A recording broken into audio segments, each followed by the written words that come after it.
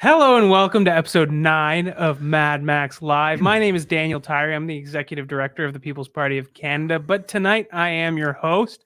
We have another exciting episode for you today, and a special episode. We have Maxim here in studio. How are you doing today, Max? Great. Thank you, Daniel. I'm very pleased to be here. It's always better when we are together. It's easier to have a real discussion. Yeah. I'm tired of all that Zoom online nonsense from the last 2 years. It's nice to be here face to face. We have another exciting episode ahead of us today. We'll be discussing some interesting topics, starting off with some vulvas and vaginas. That'll make sense in a couple of minutes. We'll also talk about Trudeau's handgun grab, as well as some controversy surrounding Pierre Poilievre's leadership campaign. But before we get into that, I do want to start off with some general housekeeping. As a general reminder, Mad Max Live is our bi-weekly PPC live stream. Max and I sit down to discuss the news of the week, as well as anything going on in the PPC. We're currently live streaming across our social media channels on Twitter, Facebook, YouTube, Rumble, Odyssey, across the board. So if you can take a moment to interact with this video, regardless of what social media platform you're on, if you can drop a comment in the chat, a question. We'll be taking those at the end. Our producers are going to be watching the chat the whole time.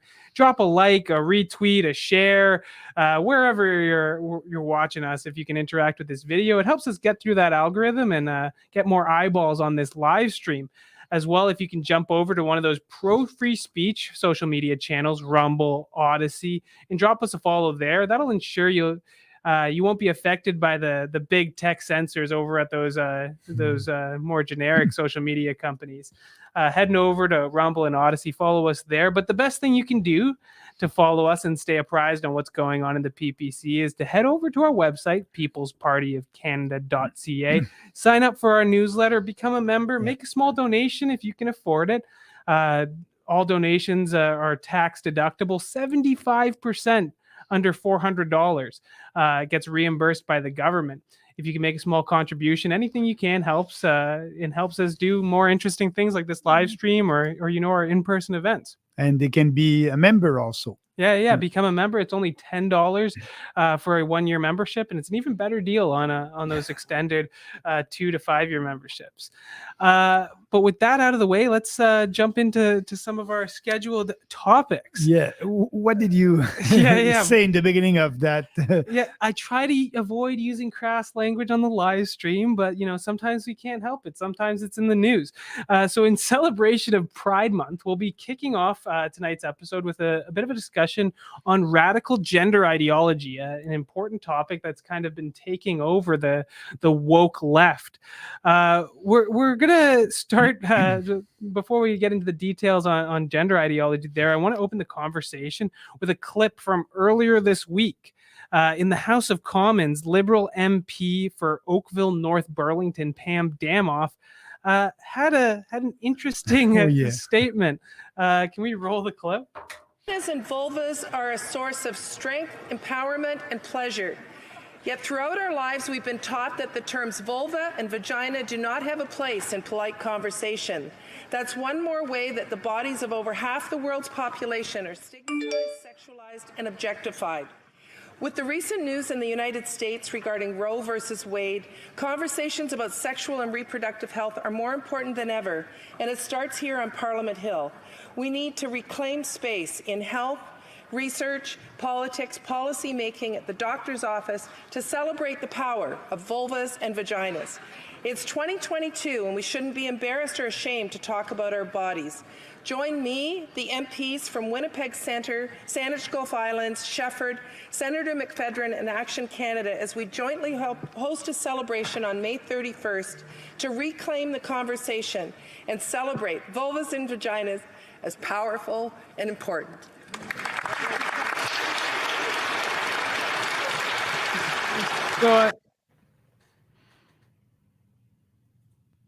So I hope it makes a bit more sense why I'm talking about female reproductive organs. What do you think about that clip, Maxa? So first, I must not laugh. That's not a joke. That's in our House of Commons in Parliament right now. It's a real insult to women. It is one. She used the words vulvas and vaginas 4 times in less than 2 minutes. Speaking about women, and she didn't want to use that word because of she says almost half the population. Won't say woman. She wasn't able to say woman, and that's what we are seeing and it's a nice example of that radical trans ideology. It's everywhere right now. She doesn't want to offend those men with vulvas and vaginas. Right? Yeah. So now you're not a martyr anymore. You're praying. How do you call that? A birthing people. Yeah. No, you're not a martyr. You're a birthing people. You're not a woman. You're a menstruating people. It's crazy, but it's real, and that's very sad. And what is worst? We are, the PPC, the only national political party that is against that crazy ideology and with the common sense. And for me, I cannot understand why the conservatives or the liberals or the Bloc Québécois, they all embrace that transgender ideology and that kind of new way to speak. And also it's not only in Parliament, but also you must know that Air Canada decided that they cannot, if you are able to board to be in a plane, as you know, I'm not able to be in a plane right now, but if you are able to be in a plane with Air Canada, They won't say, hello, ladies and gentlemen. No, they want to be neutral because of that transgender ideology. It's crazy, and it's here in Canada. It's, I don't know. What do you think about that? It's ridiculous. And it's important to keep in mind, these are the same people who will call you and I anti-science for advocating against unnecessary COVID restrictions, for bringing the truth when it comes to carbon emissions and climate change. They call us anti-science while trying to deny basic facts like there are men and there are women. Yeah. It's just absurd. It's absolutely absurd. But also, Danielle, I want to be sure that the people who are listening to us right now know that we are not against transgender. If you want to undergo a sex change and you're an adult, it is your decision. Yeah. You must be able to do what you want to do with your body. Your body, your choice. I said that, for COVID-19, and it's the same thing here, but not for children. And they are pushing, children who are suffering gender dysphoria they try to push them to transition to another sex and giving them hormones and things like that. So we are against that. And actually, in Parliament, they voted, as you know, a couple of months ago, the Bill C-6.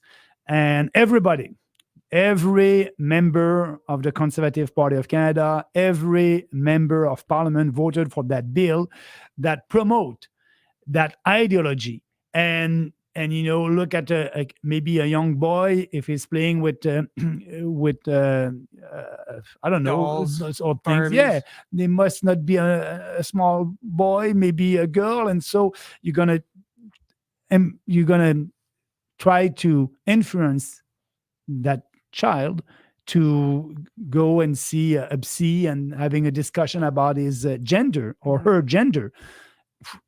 We must stop that, and if you are like us and you believe in there's two sex and we must respect everybody, go and read our policy on that. It's on our website, and you'll see it's common sense. Now it's happening also in sport. Yeah. As you know, in the US, and there's a trans man that decided that is a woman right now to be able to compete, and that's unfair for women. That's unfair. Leanne Thomas, she ended up winning the collegiate swimming competition. But really, it's most disturbing when it comes to the children. This is becoming normalized in our schools now. As you said, anyone that's they're being taught that gender is not an immutable characteristic. It's flexible, and pushing children towards these types of decisions. And we're seeing it's almost an epidemic. It's become wildly more common than we've seen in the previous years. And we all know this is a normal thing for young children to grapple with the realities of gender when they're young, but the vast majority grow out of it. Now they're being pushed into taking cross-sex hormones and even taking procedures like hysterectomies and stuff at sometime without the knowledge of their parents. Yeah, exactly. There's some notable cases, especially out in British Columbia, where parents have been completely excluded from the process and even pushed out by the law as almost some sort of bigot for trying to preserve these characteristics of their minor children, as if minors can consent to any other medical procedures other than these transitionary procedures.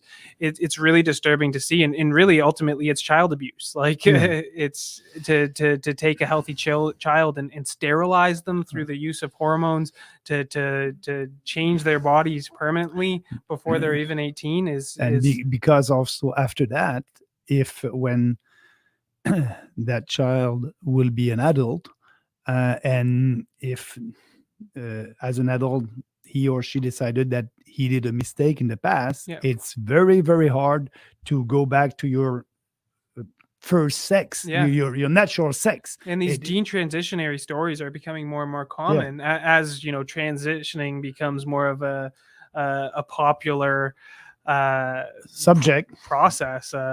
We're seeing more and more of these people with regret and trying their best to go back to their original sex, which is really sad to see. You did mention Bill C6 earlier. That was the conversion therapy bill that came through late last year. The concern was this bill criminalized even basic conversations with minors on topics such as whether or not transition was a good thing with pastors or other professionals.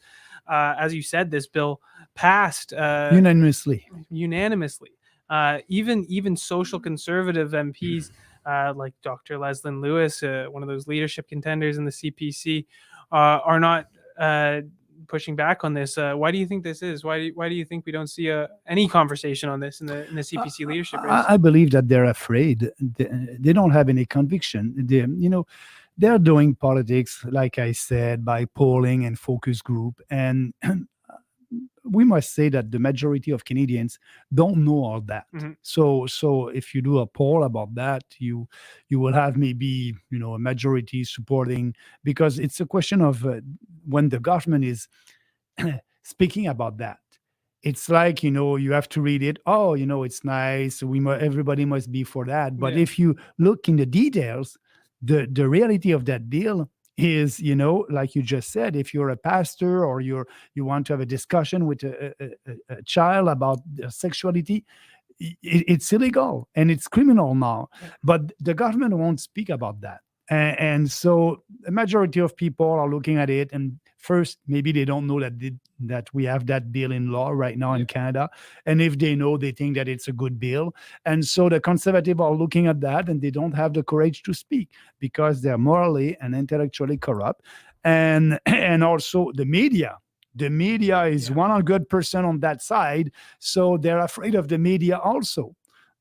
We're not. Yeah, exactly. As you said, I do want to enforce that, adults making these decisions is a completely different thing. If you want to make these decisions, it's up to you.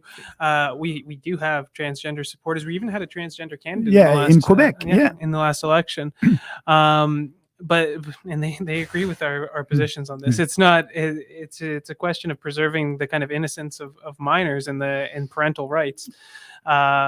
But when it comes to adults, it's of course up to them. Now, that is a bill that we've proposed should be modified.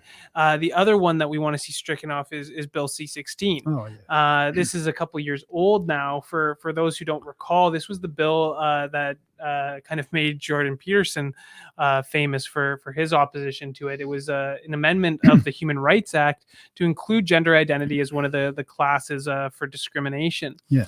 Now, you actually voted in favor of this bill when you were a conservative member of parliament, but later walked that back. I'm wondering if you can explain that kind of story to our viewers. Yeah, thanks for asking, Daniel. You're right. I made a mistake, a big one, as a member of parliament. I voted for that bill. I didn't know when I voted for that bill all the impact that bill can have. And actually, if you look in the future right now, because that was a couple of years ago, I was a conservative member of parliament at that time. And now, after that bill, we have C6 and other motion in line with that bill. C-16 was the beginning of all that. And so I thought that it was, good for personal rights. And I voted for that. But after my vote, I received a lot of calls at my MP office in Ottawa, and people were asking, why did you vote for that? And so I read the bill again, and I look at it, and so the wording of the bill was looking good, but if you go in details, and the interpretation of that by tribunals can have a huge impact. And that's why at that time I decided to call Jordan Peterson. That was my first conversation with him. First time. I didn't know him before. And we had a very good discussion. He explained to me the impact of that bill. The impact can be a compelled speech. And so, and I've read that bill with him, and he told me, that specific clause can have that impact, and the other clause can have the other impact. And so I realized that I made a huge mistake. And so, I voted for it. That was it. And I said, I will speak against that bill. And the bill passed in the House. The bill passed also in the Senate. And now this bill is in force. But I want to thank Jordan Peterson because he, I must admit, educated me on that. And I'm telling the truth. I did a mistake, and sometime in life you're doing some mistake. But that's why after that I'm very aware of all that and of that ideology. And I think it's something that we must know the impact of all that on our society, on our family, on our parental rights. And so it's an important policy for the People's Party, and it's on our website. If you want to know more, go on our website, peoplespartyofcanada.ca. You'll see our policy concerning the gender identity. No, we repeal Bill C-16. We'd modify Bill C-6. So many of these woke bills are sort of wolves in sheep's clothing almost. We talked about it back in an earlier episode with the critical race theory bill here in Ontario. Bill C-16 is very similar. It looks like you're just promoting, human rights, treating everyone equally. But there's so much more subversive elements. Even Bill C-6, like you talk about conversion therapy, and people get images of shocking the gay away and stuff like this. But it really comes down to basic conversations with people that are confused, with professionals and pastors and stuff like this. It's a shame to see these things criminalized. And we must say that we must not forget it's a tiny minority in our society, less than half of 1% of the population, less than that. So now we are taking that and having a big social discussion about it, when we just have to say that we respect the transgender people, and if they're adult, they can do what they want with their body, like we said. But no, we try to implement that wokeism and ideology in school, in parliament right now. And that clip that you just showed, I think it's not working well for real feminists in our country. They must be upset about that. And I understand why. If you're a woman, you want to be proud. You want to celebrate the power of women, not the power of your sex, your vaginas, and it's crazy. No, it's just ridiculous. And really, I'm not sure with all the troubles that are going on in this country, I'm not sure why the Liberals are spending time talking about vulvas and vaginas in Parliament instead of inflation and cost of living. Exactly, the more important issues that are plaguing society right now. On that note, I think it's a good point to move on to the next topic. I do want to remind everyone to take a moment to interact with this video, to drop a comment, a like, follow on whatever social media platform you're on, Facebook, Twitter, so on. Or if you can jump over to those pro-free speech platforms, Rumble, Odyssey. We all know that it's only a matter of time before we get censored by the big tech companies over at YouTube, Facebook, and Twitter. So if you can follow us on those pro-free speech platforms, that'll ensure that you'll be able to see all of our video content and these great live streams, no matter what happens on those traditional social media platforms. But the best things you can do is head over to our website, peoplespartyofcanada.ca, sign up for our email list, become a member, make a small donation if you can afford it. Anything that you can do in that area helps us out a lot. And you sign up for our email list, you'll get to know whenever Maxim's coming to your area or any other important news going on in the party. Become a member, and it's the best way to get involved. You can get involved in your local association. We have associations across the country who are actively working all the time to prepare for the next election, and we can use your help. Help us to help you. You can be a member, and we'll work together to regain our country. Yeah, exactly. So I want to move over to probably what's the news of the week this week, which is the Trudeau's announcement of some new legislations regarding handguns. So on Monday, Trudeau announced new legislation to further restrict the rights of law-abiding gun owners in response to what happened across the southern border in Texas. There was a tragic mass shooting in Uvalde, but Trudeau's using this crisis in a different country as a pretext to deliver this new legislation that will ban the buying, selling, transferring, and import of handguns across the country. So he's not outright banning handguns, but he's pretty much banning them going forward. What do you think of this new legislation from the Trudeau government? First, Daniel, what he said is he's doing that to fight crimes, and but the impact would be zero. It will have zero impact on the crimes in our country, because we all know that criminals are not using legal firearms or handguns to do their crimes. So first, and if he's very serious about that, he must put more resources to do that. And we know that these guns are coming from the US. And so put some money there to be sure that they won't be able to import illegal guns in our country. But what we must say to Canadians is that if you want to buy a handgun, first, you cannot go to a store and I want that gun or no. In Canada, it's very different than in the US. First, you must have a license yourself. You must and to have that license, you must to follow 2 courses, and also you will have a strong investigation, a comprehensive investigation by the RCMP. They will have interviews with your friends and your wife and your family. And also, you must have the approval of your wife or husband to have that license. So after these 2 courses and the RCMP investigation, you may have your license and you may have the right to have a handgun. But don't forget, the handguns in Canada are restricted. Mm-hmm. So there's more regulation there. And actually, if you want to buy one, you will need to have the authorization from the government, to be sure that the government will look, okay, do you have your license? Did you do all this? And if you're in compliance with that, you'll be able to buy your guns. But after that, if you want to use your guns, there's other regulations that you know better than myself.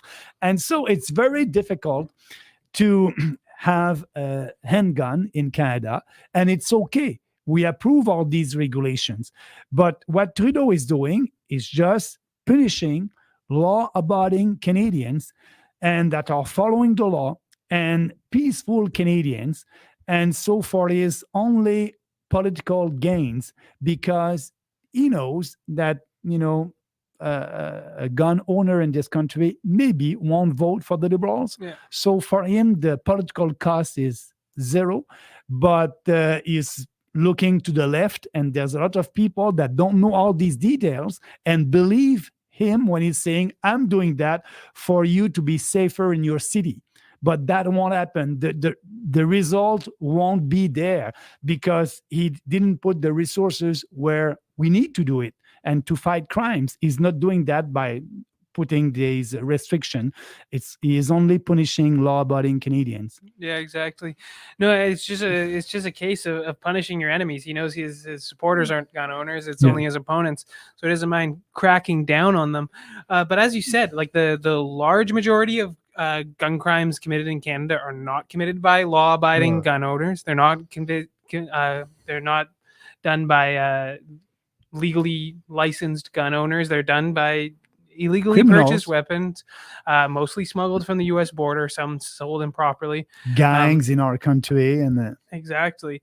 It's not the law-abiding gun owner. It's to every time there's a crisis in the United States, we need to reformat how we license guns in this country, and it's absurd. We have a completely different gun culture and gun regulations than we see south of the border, and especially when it comes to handguns. People often think that handguns are like the most common gun, and it's not the case here. And in people Canada. think that you're gonna have your handgun in your car and ready to fire, ready. No, that's not the case. Then people can't carry firearms in this country. They can't have them in their vehicle, especially when it comes to handguns. Not only are you required to get a license to own any firearm in Canada, the PAL, to get a handgun, this is actually a restricted firearm. You require an additional license, an RPAL, in order to have a handgun. On top of that, currently, this is not even this new legislation offered by Trudeau. If you want to get a handgun, you need to be able to demonstrate why you're getting the handgun. You need to have your a membership to a gun club, a firing range, or to be able to prove that you're a gun collector. That's only to get the handgun. Then if you want to use the handgun, if you're going to go to your firing range, you need to get pre-authorized permission to transport the gun. You need to provide the route you're going to take with the gun. You need to have it with a trigger lock in a locked container in the trunk of your car on the way to your firing range that you've already pre-authorized with the government. What I'm saying here is, especially when it comes to handguns, firearms in general, they're very restricted in this country. To see something that happens in a different country as a precursor for further restrictions is just absolutely unnecessary. And I believe that Trudeau can do that because a lot of Canadians don't know that our regulations on handguns and all these guns in our country, like you just said, are very different than the one in US. I believe that a majority of Canadians understand that you may be able to have a gun like that and that can be dangerous. That's not the case, like you just said. And so when what Trudeau is doing, it won't help to fight crimes in big cities, and it won't. And it's too bad because a lot of people will suffer from that. And it's peaceful people that are respecting the law. He is imposing on them other restriction that won't solve anything. And he's persistently done this over the last few years. Every other year, there's a new order in council, new legislation coming through to restrict the rights of law-abiding gun owners, and generally in response to these crises in the U.S. Like we're the exact same. It's really unfortunate. Now, we're not the only ones talking about this, though. Tucker Carlson, I believe last night, had a segment on responding to Trudeau's ban. Can we play that clip? And yet, Justin Trudeau is using that tragedy to disarm anyone who disagrees with him. By the way, that law would amassing more power is the point. And we know this from what's happening north of us. Canada's Botox dictator, Justin Trudeau, wasted no time in using the tragedy in the U.S. to his own political advantage in Canada. Now, Uvalde is more than 2,000 miles from Ottawa. But because of what Salvador Ramos was allowed to do in Texas, Canadians are no longer allowed to protect themselves. Justin Trudeau has introduced a bill that would ban Canadian citizens from buying, selling, and transferring handguns within their own country. Again, handguns were not the cause of the shooting in Uvalde. Uvalde is nowhere near Canada. And yet, Justin Trudeau is using that tragedy to disarm anyone who disagrees with him. By the way, that law would empower courts to confiscate guns from people, even if they've not committed a crime. Watch Justin Trudeau announce this power grab, and as you do watch, pay special attention to the masked toadies behind him nodding in unison. We're introducing legislation to implement a national freeze on handgun ownership. What this means is that it will no longer be possible to buy, sell, transfer, or import handguns anywhere in Canada. In other words, we're capping the market for handguns. What's actually happening here is that people like Justin Trudeau know that their rule is illegitimate. They know perfectly well how resented they are, and they spend an awful lot of time thinking about civil unrest. You probably don't. You live in a democracy, so you don't imagine that anyone needs to be disarmed for political reasons. But people like Justin Trudeau can feel the deep resentment aimed at them, and they are fully intent on disarming the population. Now, we reached out to Justin Trudeau's office today about this new law. We wanted to know if Trudeau will apply these laws to himself. That's always the first and most important test of sincerity. If it's good for me, it ought to be good for you too, and vice versa. So, in this case, will Justin Trudeau's state-funded bodyguards be relinquishing their handguns? And how about their banned AR-15s? But of course, we're not allowed to know the answer to that question because he's in power and we're not. Quote, "We do not comment on matters related to the Prime Minister's security," his office responded. Meaning, of course not. Justin Trudeau isn't that stupid. He's going to continue to protect his own family. You're just not going to be allowed to protect yours in Canada. Always nice to see Tucker talking about Canada. What do you think about that? Oh my God, yeah, Tucker, like usual, is right. Trudeau is doing that for his own political gains, and it's sad that what is happening in our country. And actually, the reputation of our country now. Trudeau said in 2015, Canada is back on the international scene. At the international scene, we are back, yes, for the worst, and violating our rights. These vaccine passport and now guns, and we have a lot of job to do. But I can tell you, we are there to defend your rights. Yeah. The one thing that I thought was Tucker seems to be under the false impression that Canadians can use firearms for self-defense, and unfortunately, that's not even the case in Canada. You could see yourself going to jail for simply as protecting as yourself or your family with a firearm. In this country, but like you just said, it must be locked, it must be secure, and so even if you're lucky enough to get out your gun from one lock box and your ammo from another, and get the trigger lock off and get your gun loaded and manage to defend yourself or your family, you could be punished in a court of law in this country. It's really bizarre kind of phenomenon we find ourselves in. But the Liberals aren't satisfied with that. They want to see things even more restricted. Yeah. What do you think about the government kind of capitalizing on crises in other countries to further policy in Canada? Yeah, we're supposed to be a sovereign country. Right. We're supposed to do politics for Canadians and not looking at what is happening in the US and try to change our legislation. Their problems in US is very different than us. So that mass shooting did not happen here, but he used that excuse to impose more restriction on peaceful Canadians. So, that's not the way that you must do politics. He is the prime minister of our country, Canada. He's not the prime minister of the United States. So, but, Trudeau will use everything that he can to impose his own agenda. And that's what he's doing. He's using that as an excuse to impose his agenda and to please, the woke in Canada and the radical leftists. Yeah. He's not doing what's best for Canada. He's just taking any opportunity he can to forward his own agenda. Yeah. It's really shocking to see. And if the PPC was in government, what kind of reforms would we see for firearms owners? We're going to repeal all that first. Yeah. And second, we want to be sure that, now in Canada, the legislation is that the RCMP, they can change the category of guns. There's 3 categories of guns: restricted, non-restricted, and prohibited. And because of the look of the guns, the RCMP can decide tomorrow the gun that you have that was a restricted one now is a prohibited gun, and this gun is not your gun anymore. You don't have the right to use that gun, and we don't want that.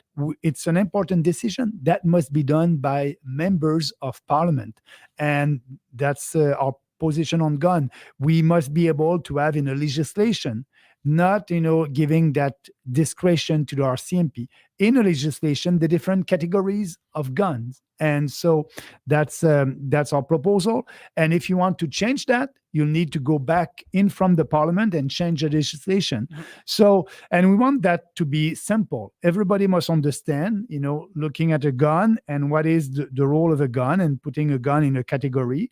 And that must be it. You don't change that because something happened in the US and they use a kind of gun, and all these guns that are looking like that gun that has been used in the US it will be illegal and prohibited in our country. That's what Trudeau, he can do that every day. He can pass a decree and change the categories of guns. So let's just abolish all that, pass a legislation, repeal everything that Trudeau did on gun, and looking at gun owners like 100% responsible citizens. Yeah, no more of these sweeping ordering councils. Everything should go through Parliament, like last year's ordering council that classified guns based off of how scary they looked. You know, if it has wood, it's allowed, but if it's the black, if the gun's in blackface, that's not all right. But the Prime Minister can do blackface all he wants. It's just absurd. On that note, I think it's good to flip over to our last topic. But before we get into that, I do want to remind everyone to remind there that they can go on our website to read our gun policy also. Yeah, we have a full firearms policy on our website, People's Party of Canada /firearms. You can find our full policy there. We break down what the problems are and what our solutions would be moving forward. As well, if you can take a moment to interact with this live stream in any way that you can, regardless of which social media platform which you're on currently. If you can like, share, subscribe, follow, whatever the jargon is, depending on what platform you're on, if you can interact with this video, or better yet, drop a comment or a question, we'll get to them at the end of this episode. Better yet, if you can flip over to one of those pro-free speech channels, Rumble and Odyssey, and drop us a follow or a subscription there, that would be much appreciated. That'll ensure that you'll stay apprised of our video content, even if we're banned from some of those traditional social media platforms, which seems inevitable at some point. But the best thing that you can do is head over to our website, peoplespartyofcanada.ca, sign up for our email list there, become a member, make a small donation if you can afford it. Anything that you can do would be greatly appreciated. Signing up for our email list, that's censor proof. If we can reach you directly, that's the best. It'll keep you apprised on what's going on. You'll get our weekly newsletters. You'll stay apprised on when Maxim's coming to your area, or what's happening with your local electoral district association or regional association. So take a moment, head over to peoplespartyofcanada.ca, check out our platform, sign up for our email list. But on that note, I do want to shift over to our last topic. I want to discuss some controversy with Mr. Pierre Poilievre from earlier this week. Mr. PP, this Monday, there was a new bill, a motion put forward by CPC MP for Thornhill, Melissa Lantsman, to repeal some of the travel restrictions in regards to COVID-19. Unvaccinated Canadians still are not able to take domestic flights, as well as trains and some ferries. So Melissa Lantsman put forward a motion to repeal these bills. Unfortunately, but unsurprisingly, it didn't pass, with opposition from the NDP, the Liberals, the Greens, the Bloc. But more surprisingly, Mr. Poilievre, despite his big talk on making Canada the freest country on earth, couldn't be spared to vote in favor of this bill. Later that day, he did put out a statement saying that he couldn't do so for technical reasons. Something failed in their app for his remote vote. But that didn't stop him from voting on 3 or 4 other motions that same day. Don't know what the story is there, but won't dive too much into that. What I found interesting, in that, just to add, the House of Commons said that they had a technical problem, and they put him as a vote for a yes for that bill. So I want to be honest with him. So he tried to vote, was not able, and it took 6 hours or a day to change the record, speaking with the House. And now if you look on the website, you're going to see that Pierre voted yes. So for that, okay, but go ahead. A bit weird. We'll give him credit there. What I found particularly odd was in his statement providing excuses why his vote didn't go through. He also said he had opposed mandates from day one. Yeah, okay. Which is a bit weird, because we've been doing this since day one, and it was kind of lonely at the start. Yeah, he said, and I want to speak about that. He said, from day one, I think you can see that over there. Is it from day one or since day one? Yeah. I oppose them. Yeah.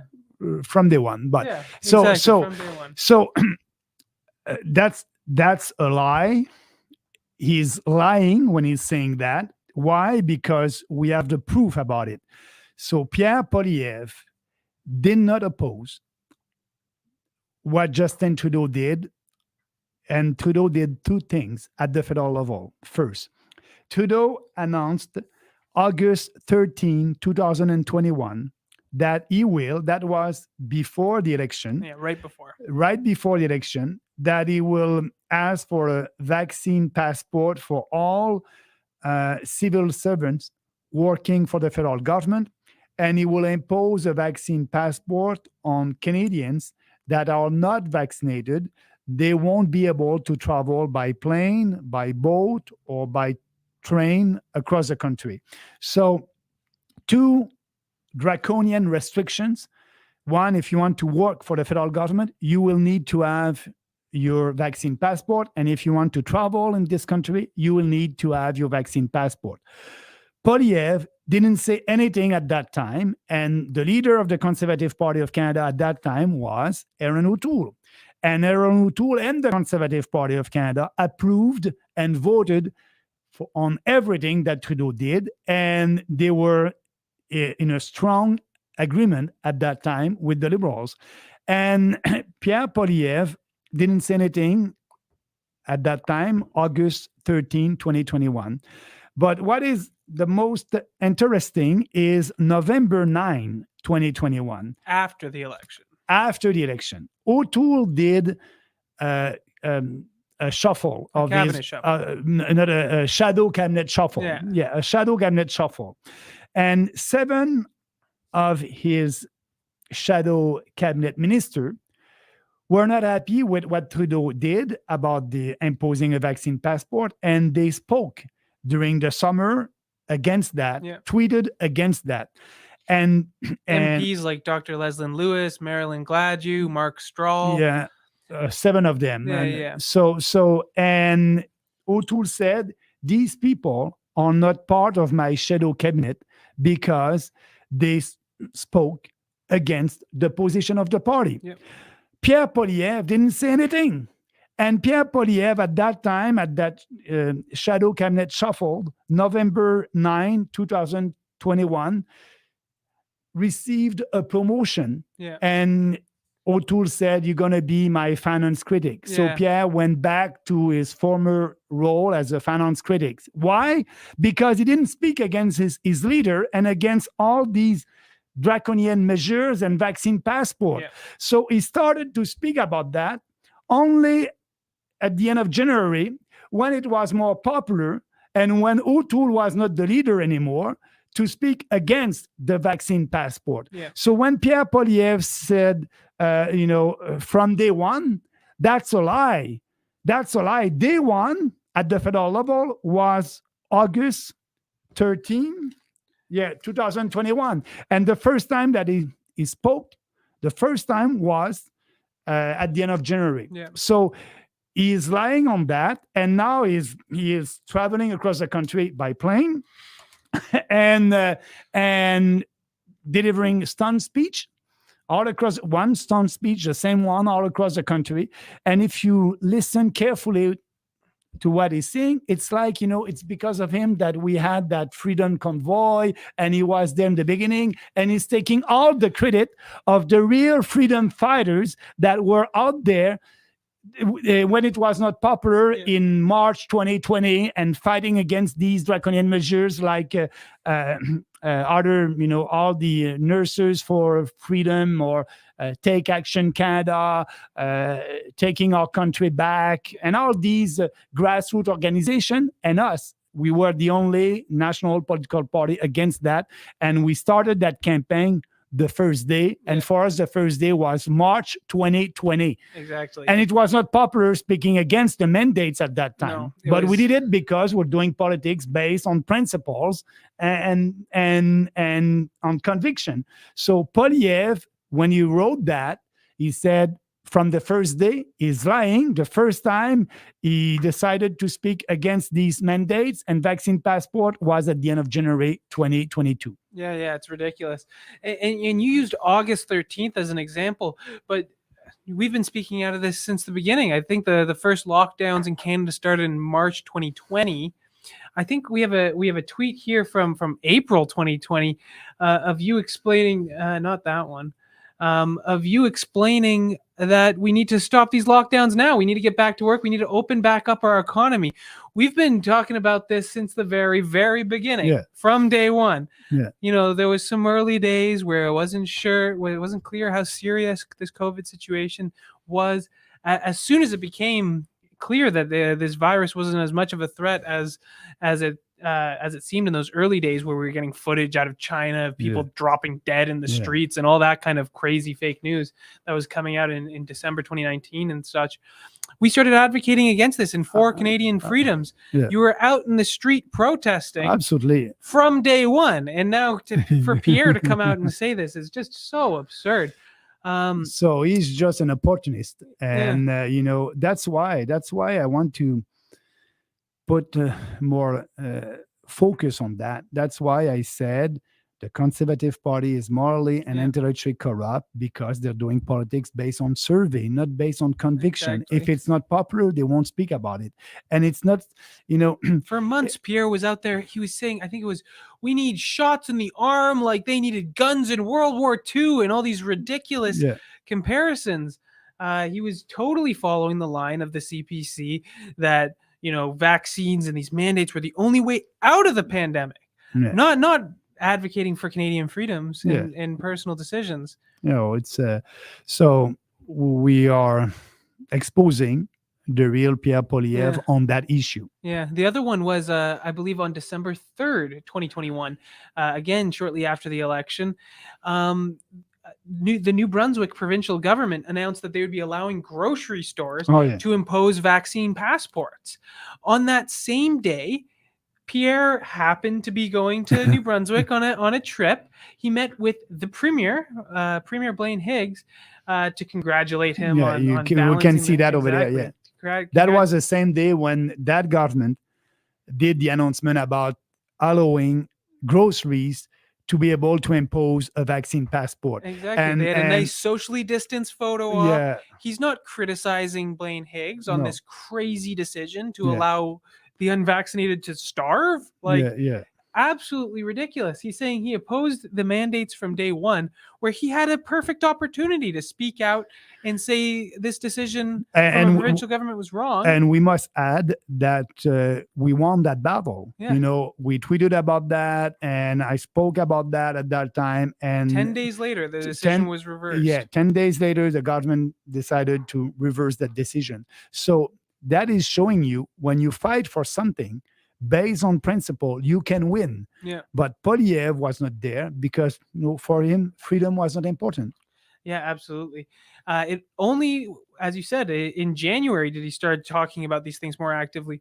Once the Freedom Convoy became a global phenomenon, once the tide was turning, once Canadians were seen across the country at every bridge and overpass as the convoy came, it was clear that public opinion was shifting. Fingers in the air, he feels the change in the wind, and then he starts talking about it, and then he goes for the photo ops with the convoy, and then it becomes an issue for him. So, you must judge a politician by his or her actions, and look at what he did the last 2 years. Yet, he was nowhere to be seen during all these rallies, and he had the opportunity to do like the 7 other Conservative MPs that had the courage to be against their leader and said, that is not good. We must not impose a vaccine passport.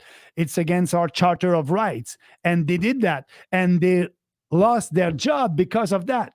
They were, these 7 MPs, Conservative MPs, real freedom fighters from the beginning. And imagine what we could have accomplished with someone like Pierre joining the End the Lockdowns caucus. You started with Randy Hillier and Derek Sloan.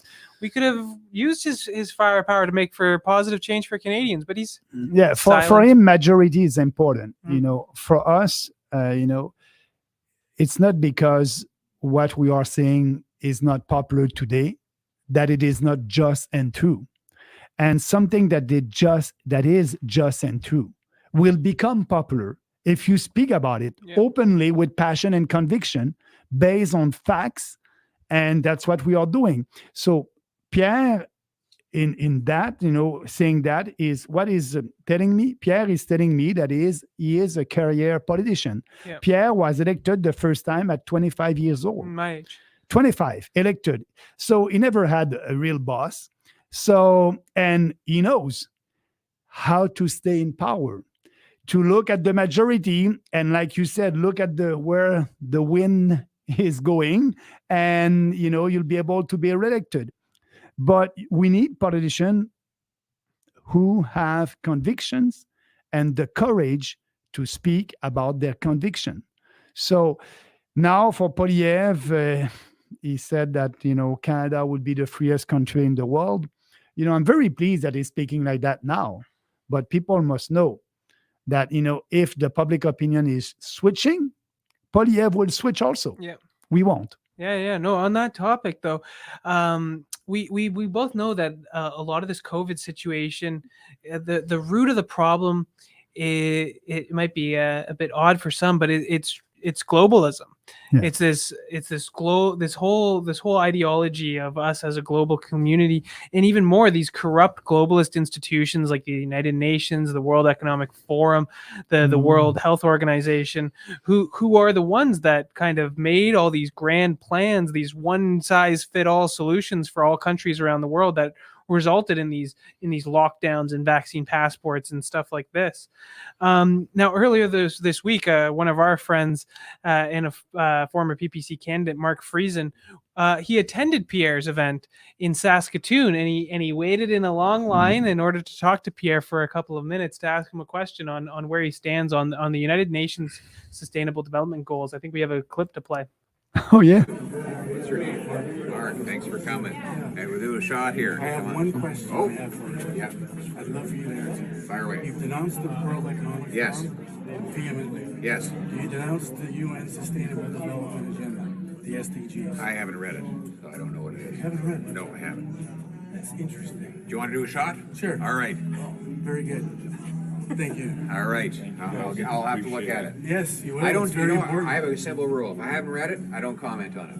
You need to read it. It's extremely Thank important. you for the good recommendation. Absolutely. I'll have a look at it. Very good. Okay. Thanks a lot, guys. Thanks.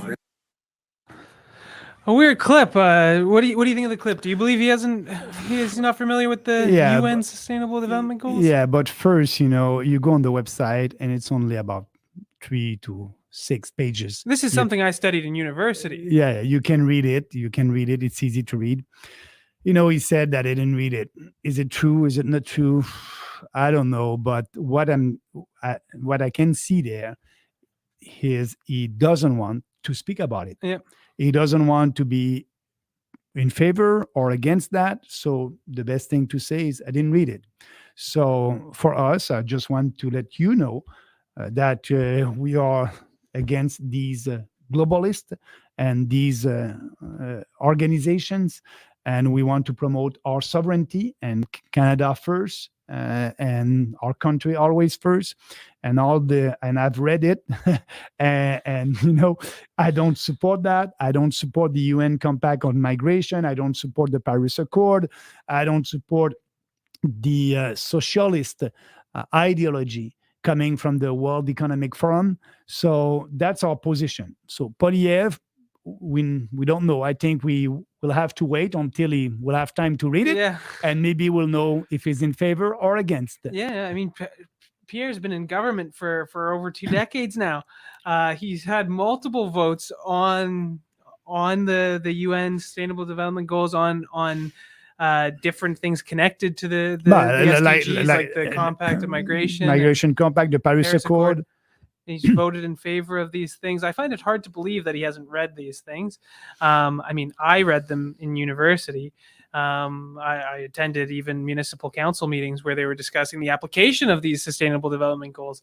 I find it kind of hard to believe that someone with as much experience in government as Pierre isn't familiar with them, but it's a convenient excuse not to talk about them.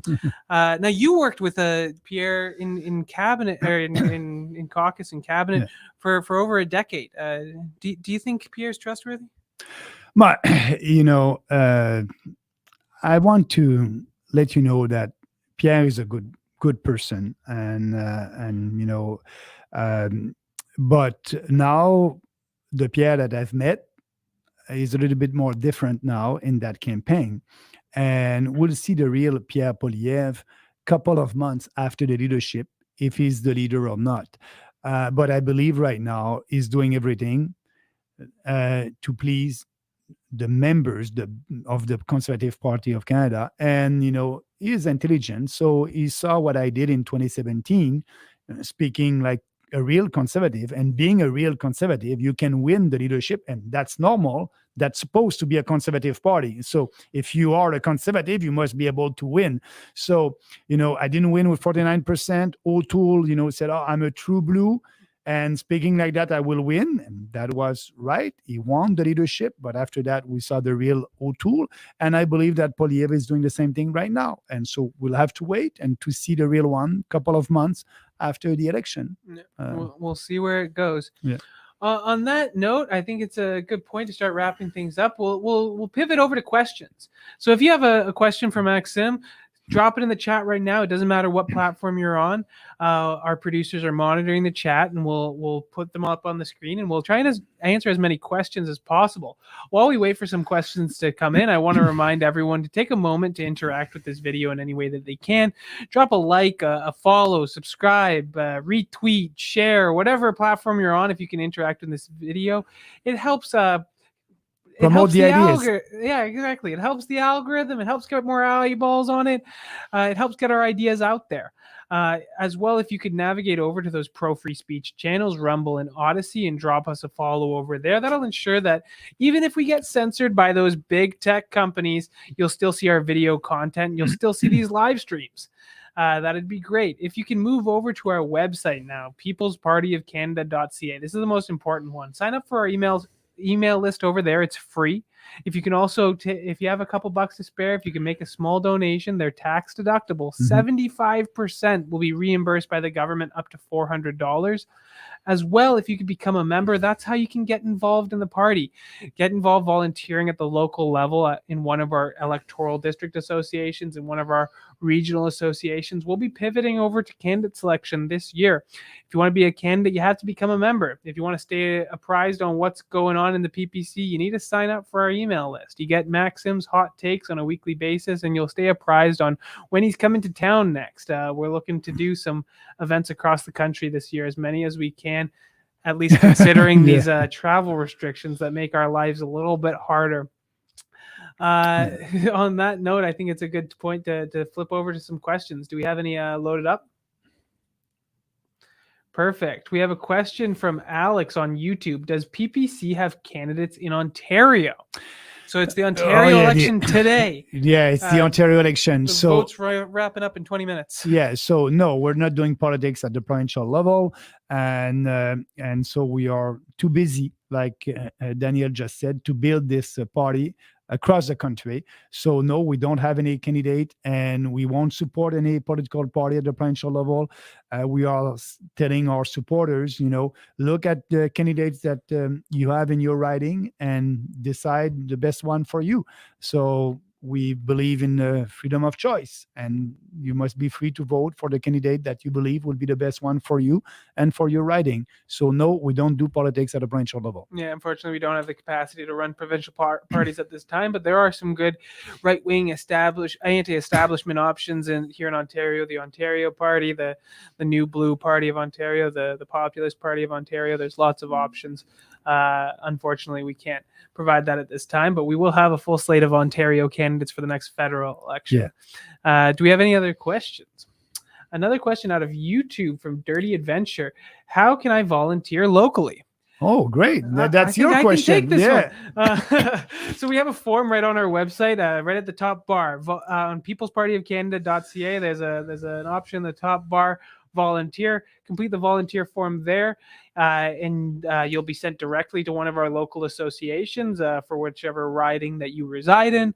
As well, if you can go ahead and become a member of the PPC, again, right in that top bar, become a member. If you sign up for a 1, 2, 3, 4, or 5-year membership, that'll make sure you're apprised of anything that's going on locally and any volunteer opportunities. We have local associations in every riding, either an EDA or an RA. And there's lots of important roles on those boards. If you have aspirations of becoming a candidate or being involved with your candidate, it's great to get involved early and start volunteering now. Yeah. And thank you for asking. No, this party's built on volunteers. it starts at the local level, and you can really make a difference. Even the like guys, you did. Yeah, exactly. That's So how then I got. Daniel started as a volunteer when we created the party, and and now he's the executive director. So Yeah. if you have time, if you believe in our ideas, if you like what we are doing, and you believe that we need to do that revolution in Canada, that common sense revolution, come with us, and thank you. Yeah. It's a real grassroots party. You can work your way right up from the bottom to right up the top, like I did. Do we have some other questions? Okay, this one's kind of small. Will Maxim consider modifying the charter to allow for recall of representatives? So votes like those on the Emergencies Act will never go through the party lines again. Yeah, recall legislation. What do you think? First, the question about the party line also. We will want PPC members of parliament to be able to have more free vote. Our candidates will have to vote in line with our platform for sure. But after that, we will promote more free vote in parliament. So that's important. Speaking about recall legislation, you don't need to change the constitution. It's only you need to pass a legislation.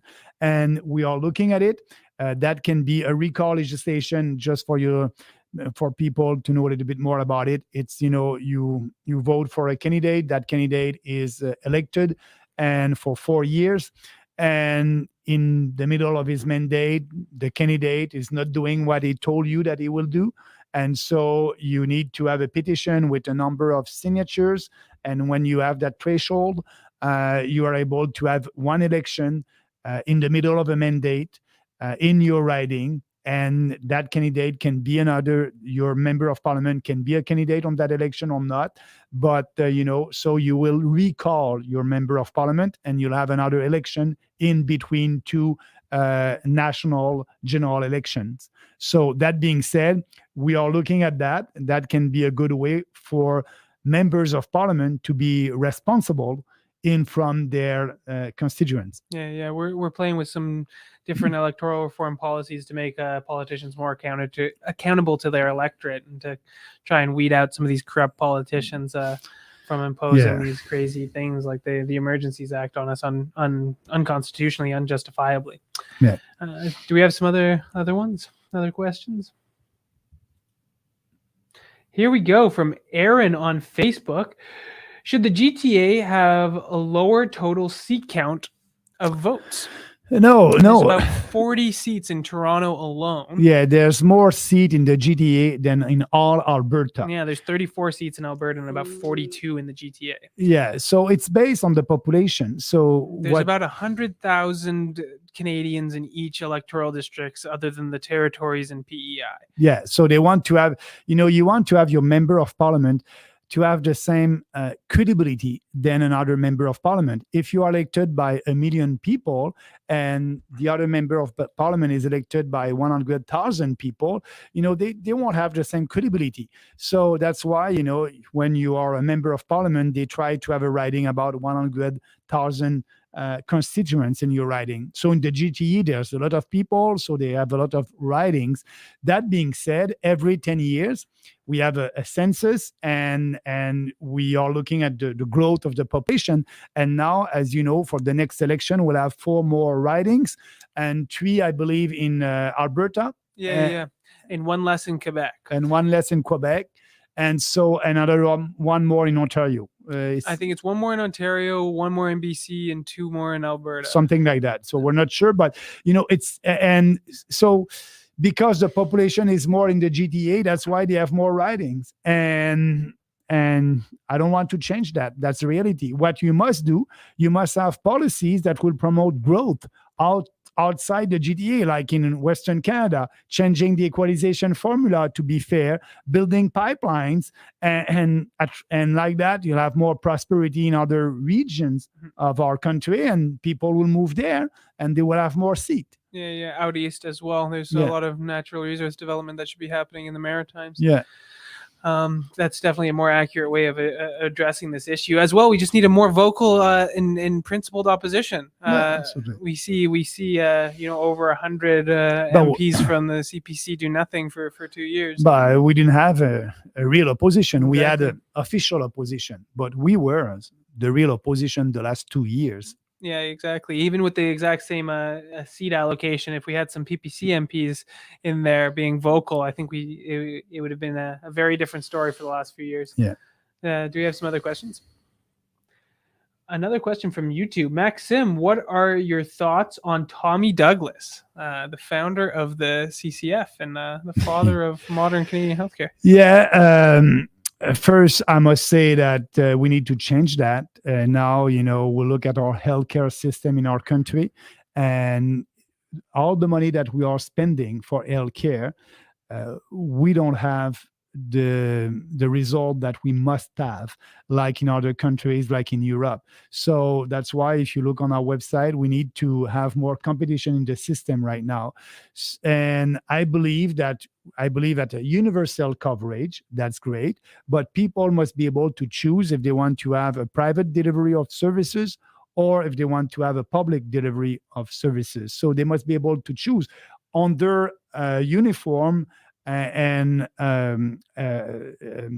coverage, national insurance coverage. So they have that in Europe. When I'm speaking about that, I'm not speaking about what is happening in the US. No, everybody must have a national coverage, and they must be able to choose where they want to have their service, healthcare service. So that being said, we won't do that at the federal level because healthcare is under provincial jurisdiction.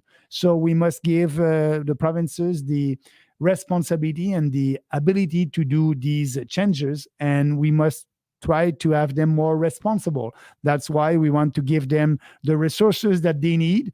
The GST, they will be able to raise their money for their own responsibility on healthcare.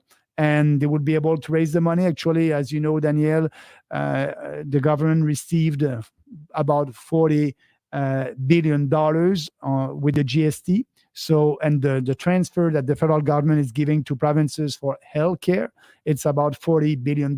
So let them, the way they will be able to raise the money for their own responsibility, healthcare. And that will force them to do some kind of reform because they won't be able to come back at the federal level and ask for more money because we will give them the way to raise money for that. And if they don't want to spend all that money in healthcare, they will have to look at other alternatives like in Europe. So that was a good system, but now we need to have more competition in that system. Yeah. As well as on Tommy Douglas, he was there's things we like and things we don't. The man was an amazing orator, and it's amazing to see and read some of his speeches. And I do respect him for founding a nice workers' party for the Western Canadians. It's really sad to see what the CCF became the NDP and what the NDP has become in modern times. I'm proud that we're offering that alternative right now. Yeah, exactly. A real alternative for Western Canadians and kind of traditional workers. Yeah, because the NDP is not there. It's a woke party. Yeah, champagne socialists. They're not working for the workers and ordinary Canadians. We are doing that, and the mainstream media said a couple of years ago when we created the PPC, oh, that's a populist party. I like that. Yes, we are a populist party, a smart populist party, and open to everybody who share Canadian values and who want to put Canada first, our country first. Yeah, exactly. Do we have one more question before we get things wrapped up? Okay. Would you ever consider creating a high-speed rail system between provinces, or is Canada just too large? Yeah, that would be costly. First of all, let's build real pipelines across the country. That will help. But to do that, I can tell you that the federal government has all the jurisdiction and the responsibility to be able to build a national infrastructure. But speaking about that, I believe that right now we don't have the money for that. We need to tackle the deficit. We need to balance the budget. We need to lower your taxes. And maybe in the future, if if we have the money and also the population to do that. Maybe, but the answer for today is no. Yeah. It'd be nice to be able to tackle grand nation building projects like that, like the same rails that founded this country. Yeah. But unfortunately, we're just not in a position to do so because of irresponsible and ideological spending from the current government. Got to get our house in order before we can Absolutely. do big things like that. Do we have one more before we get things wrapped up? I think that's no. Yeah, give him a second. It's coming. Here we go. Trevor Smith. I like that. Max, where do you get your floral shirts from? I like ending on a... From Fredericton first. And you know what we'll do? I will, can you put that on social media? So it's Canadian coming from Fredericton. I forgot the name of the creator and the artist who's doing that, but you can Google him.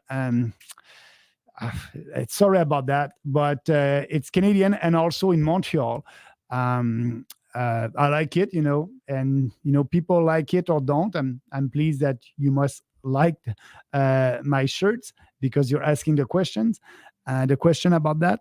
But let's maybe can you keep that and we'll tweet the name of the guy in Fredericton? Yeah. We'll follow up. He does great work. I don't remember his name, but it's a great summer vibe. The floral shirts. I'm gonna start breaking mine out soon. Although they're not quite as nice as yours. We'll follow up and get his name out there. He deserves the recognition. He does some great work. So on that note, I do want to wrap things up for tonight. Thanks for joining us on this bi-weekly live stream. Before we get this wrapped up, I do want to remind everyone to interact with this video. Drop a comment, a like, a share, subscribe, whatever platform you're on. If you can interact with this video, it helps get us more eyeballs, help get the ideas out there. That's the main goal of this live stream, after all. If you can take a moment to navigate over to those pro-free speech channels, Rumble and Odyssey, and drop us a follow there. That'll make sure that you're able to follow us even if we get banned from YouTube or other social media channels. We all know it's inevitable at some point. These big tech companies are just corrupt. But the best thing that you can do is head over to peoplespartyofcanada.ca, our website. Check out our platform, make a small donation if you can afford it, become a member, or even just sign up for our free email list. That'll help you keep apprised on what's going on in the PPC. When Maxims come into your area, when there's local meetings or events organized, that's important. We need volunteers to get involved at the local level. That's how we're going to grow. That's how we're going to compete for the next election.